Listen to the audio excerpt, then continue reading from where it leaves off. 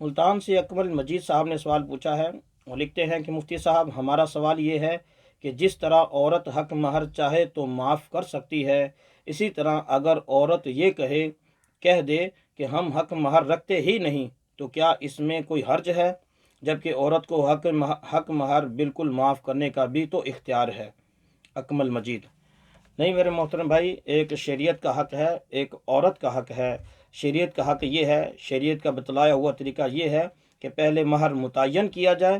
اب متعین کرنے کے بعد اس کا تعلق ہو جاتا ہے عورت سے، منکوحہ سے، اب اس کا حق ہے، اب وہ شریعت اختیار دیتی ہے، وہ لینا چاہے تو لے لے اور معاف کرنا چاہے تو معاف کر دے۔ لیکن شروع ہی سے عورت کا اختیار ہی نہیں معاف کرنے کا، چونکہ وہ شریعت کا حق تھا، شریعت نے لاگو کیا ہے کہ مہر متعین کیا جائے، اس لیے شریعت کا حکم پورا کرنے کے بعد اختیار ہوتا ہے، نہ کہ شریعت کا حکم پورا کرنے سے پہلے۔